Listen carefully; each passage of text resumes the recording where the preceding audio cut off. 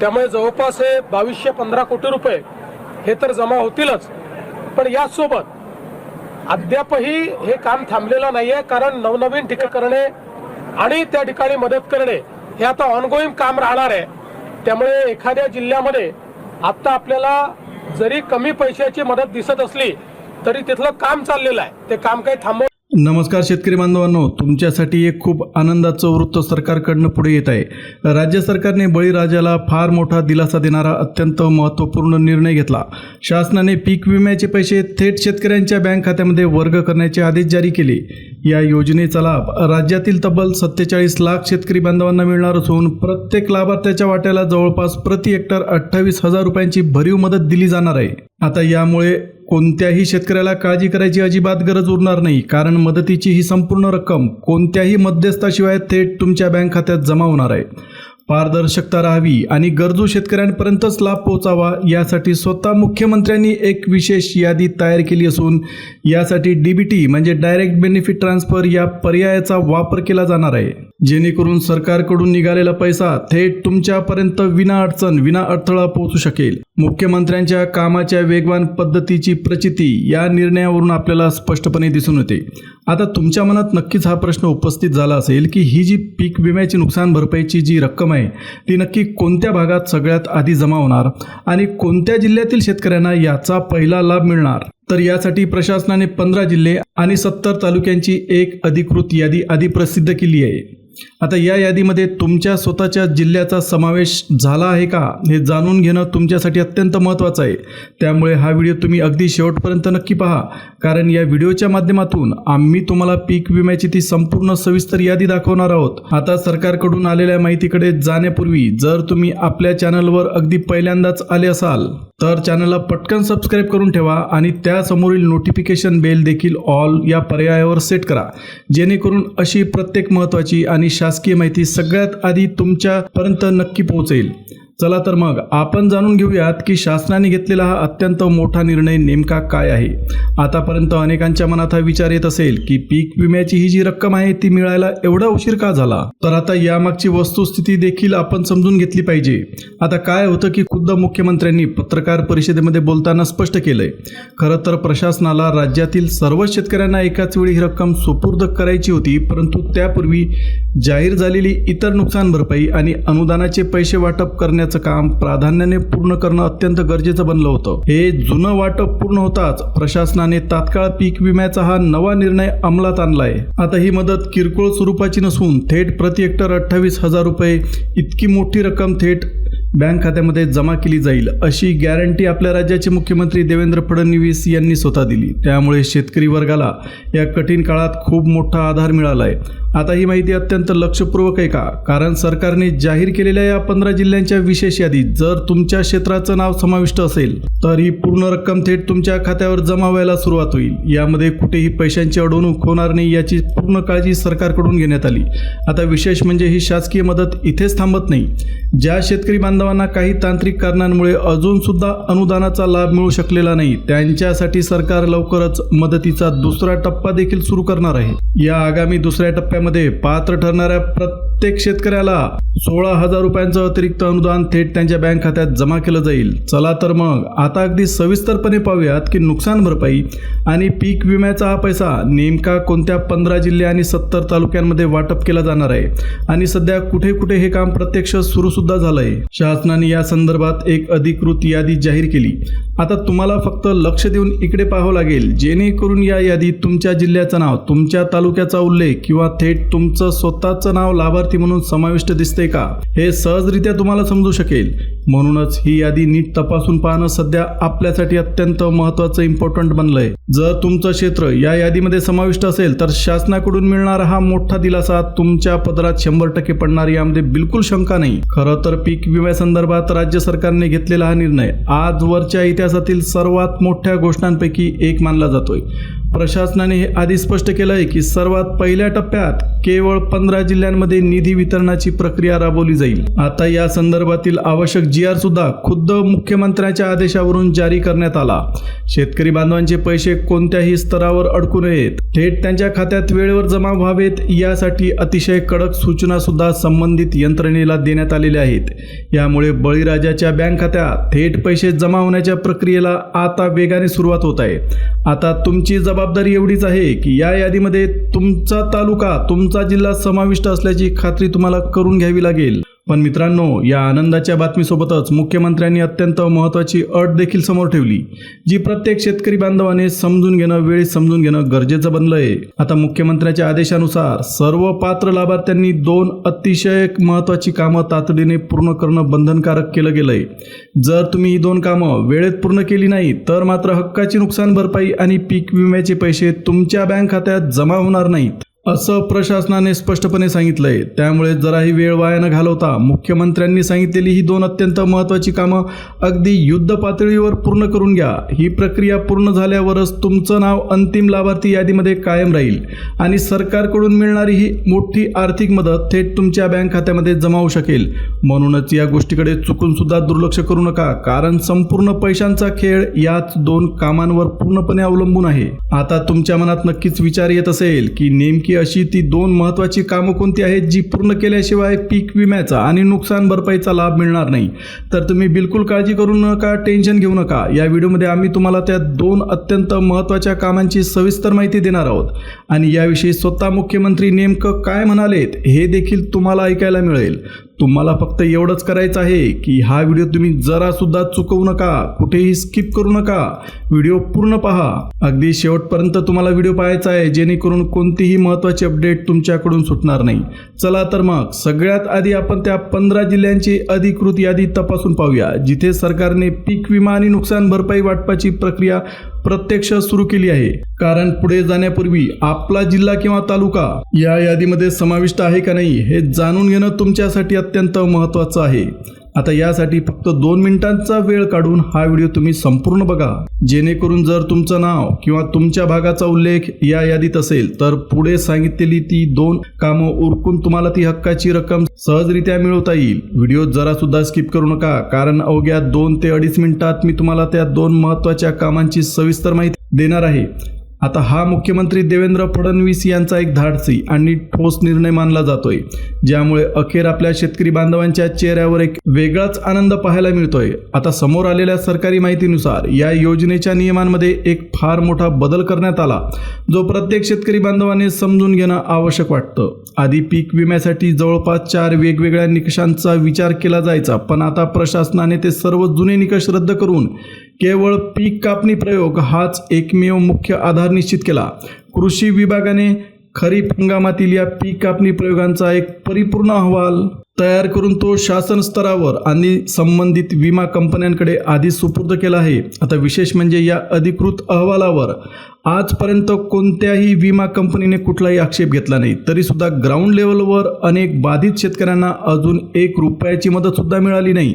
त्यामुळे शेतकरी वर्गामध्ये सध्या काहीसा संताप आणि नाराजीचं वातावरण पाहायला मिळतंय. खरं तर जुन्या पीक विमा पद्धतीमध्ये अनेक बोगस आणि चुकीचे अर्ज दाखल केले जायचे, ज्याचा खरा फायदा बिचाऱ्या शेतकऱ्यांना मिळण्याऐवजी थेट विमा कंपन्यांना जास्त व्हायचा.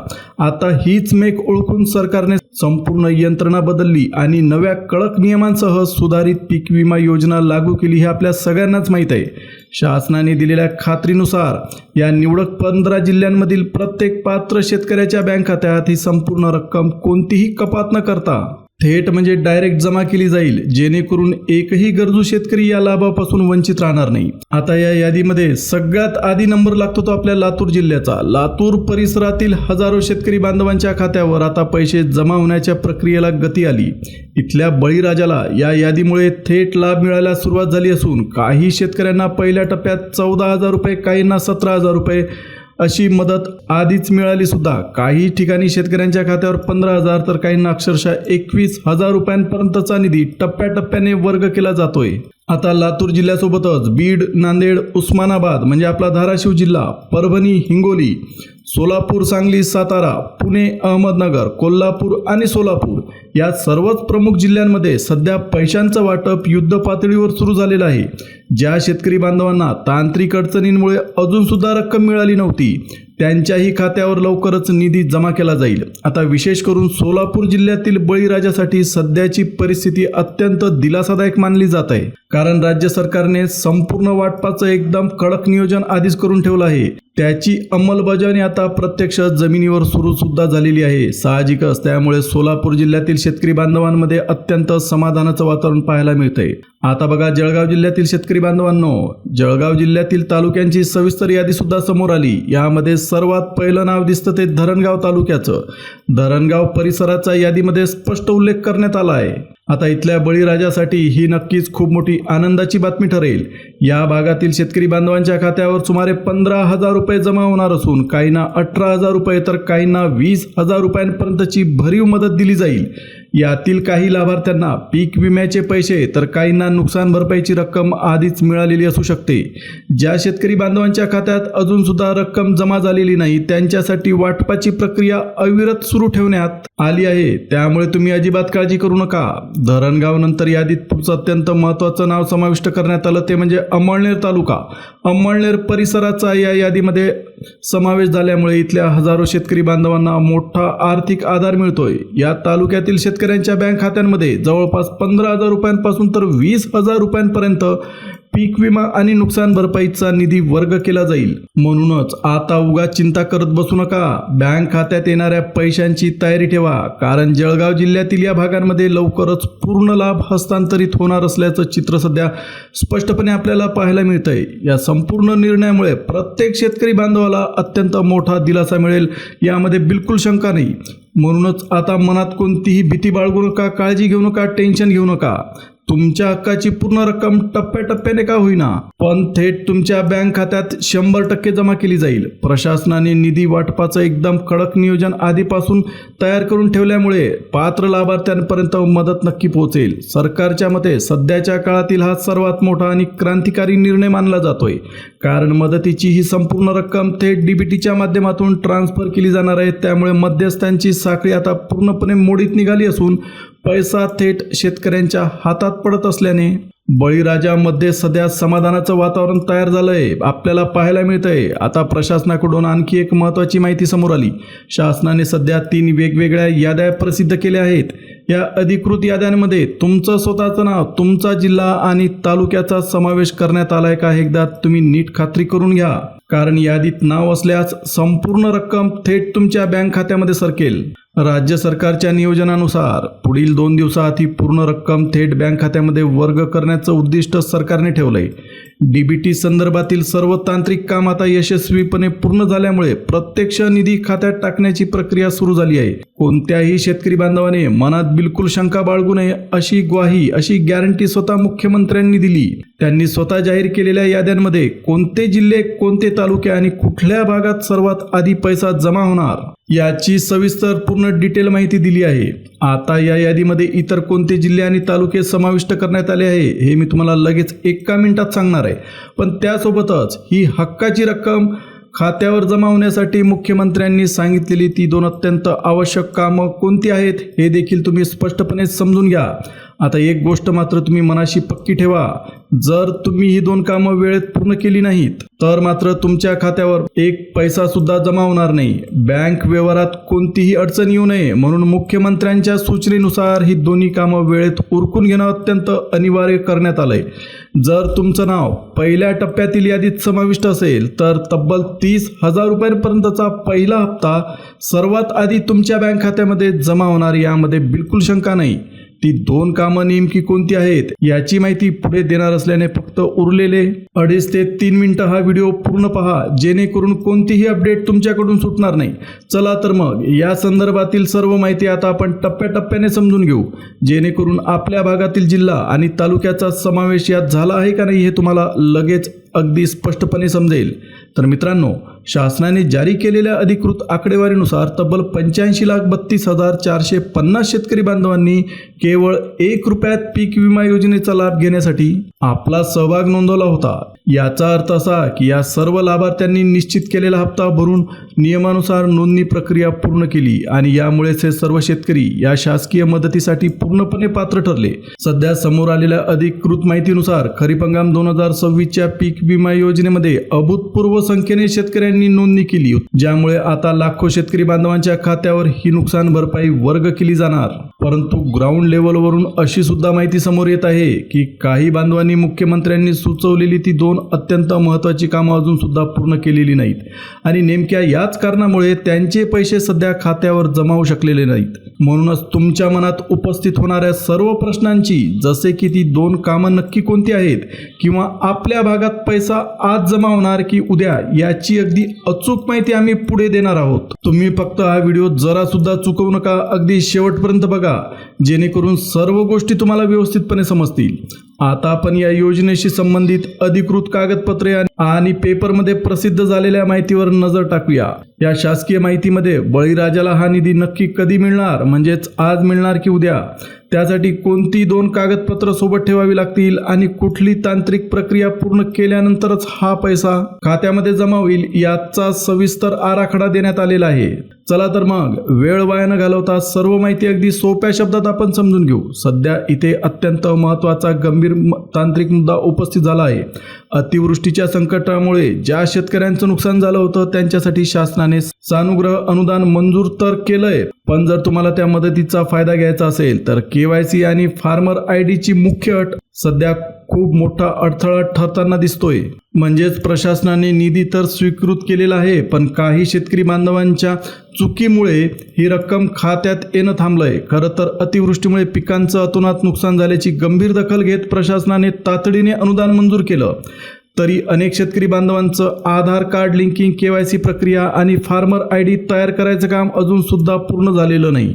काही जणांनी तर अद्याप आपली फार्मर ID तयारच करून घेतलेला नाही आणि याच तांत्रिक त्रुटीमुळे त्यांच्या हक्काचा पैसा बँक खात्यात येण्यापूर्वीच अडकून पडलाय. जर तुम्हाला ही नुकसान भरपाई विना अडथळा आणि वेळेत मिळावी असं वाटत असेल तर आपलं फार्मर ID कार्ड तुम्ही त्वरित तयार करून घ्या.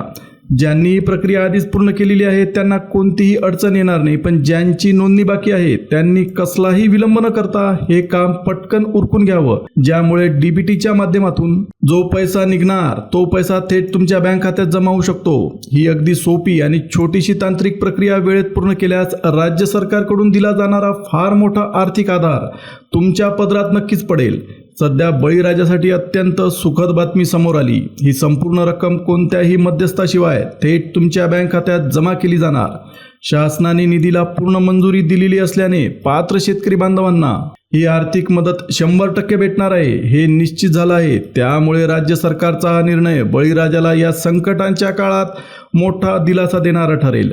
आता ताज्या माहितीनुसार प्रशासनाने अतिवृष्टीच्या अनुदानासाठी लागणारा निधी पूर्णपणे वितरित करायला हिरवा कंदील दाखवला असून ज्यांचे KYC पूर्ण झालेले आहेत अशा सर्व शेतकऱ्यांना योजनेचा प्रचंड मोठा फायदा मिळणार हे नक्की. तर शेतकरी मित्रांनो, आता आपण त्या मुख्य मुद्द्याकडे वळूया, ज्याची तुम्ही सगळेजण आतुरतेने वाट बघत आहात. पीक विम्याचा हा हक्काचा पैसा पदरात पाडून घेण्यासाठी नेमकी कोणती 2 महत्त्वाची कामं करावी लागणार, याची सविस्तर माहिती आता आपण पाहू. मुख्यमंत्र्यांनी स्वतः दोन्ही कामांची अत्यंत कडक अंमलबजावणी करण्याचे आदेश दिले. यामध्ये सगळ्यात पहिलं आणि अत्यंत महत्त्वाचं काम म्हणजे फार्मर ID कार्ड तयार करणं. आजच्या घडीला देखील आपल्यातील अनेक शेतकरी बांधवांनी फार्मर ID कार्ड तयार केलेलं नाही. आता ही वस्तुस्थिती नाकारता येत नाही, पण एक गोष्ट नक्की लक्षात ठेवा, या ओळखपत्राशिवाय शासकीय पडताळणीमध्ये पुढे मोठी अडचण निर्माण होऊ शकते. म्हणूनच ज्या शेतकरी बांधवांनी फार्मर ID कार्ड अजून काढलेलं नसेल, त्यांचं कार्ड पूर्ण असेल तर त्यांनी कसलाही विलंब न करता तो तातडीने तयार करून घ्यावा, कारण ही ID सक्रिय होताच त्याचा थेट फायदा तुम्हाला मिळायला सुरुवात होईल. त्यामुळे शासनाकडून मिळणारा निधी DBTच्या माध्यमातून थेट तुमच्या बँक खात्यात विना अडथळा वर्ग केला जाईल आणि अशा प्रकारे राज्य सरकारचा हा मदतीचा हात तुम्हाला नक्कीच अनुभवता येईल. आता बघा, शासनाने केवळ पीक विमाच नाही तर अतिवृष्टीचे अनुदान देखील मंजूर केले आहे. पण हे सर्व पैसे खात्यात जमा होण्यासाठी आणखी एक तांत्रिक मुद्दा तुम्हाला लक्षात घ्यावा लागेल. प्रशासनाने दिलेल्या माहितीनुसार सर्व लाभार्थ्यांनी आपली eKYC प्रक्रिया पूर्ण करणं अत्यंत अनिवार्य करण्यात आलंय. म्हणूनच ज्यांची ही eKYC अद्याप अपूर्ण असेल त्यांनी ती जवळच्या केंद्रावर जाऊन लगेच पूर्ण करून घ्यावी, कारण हे काम आटोपलं की पुढचा मार्ग अगदी सुकर बनतो. या तांत्रिक कामासोबतच तुमचं आधार कार्ड, तुमचा मोबाईल नंबर आणि तुमचं बँक खातं ही तिन्ही एकमेकांशी व्यवस्थितपणे लिंक असणं सुद्धा अत्यंत गरजेचं आहे. बस एवढीच ही 2 साधी कामं जर तुम्ही उरकली तर तुम्हाला 100% पीक विमा मिळेल. एकदा काही संपूर्ण प्रक्रिया पूर्ण झाली की पुढे पैशांच्या व्यवहारात कुठलाही अडथळा येणार नाही आणि पर्यायाने पीक विमा नुकसान भरपाईचा संपूर्ण निधी अगदी वेळेत तुमच्या हातात पडेल.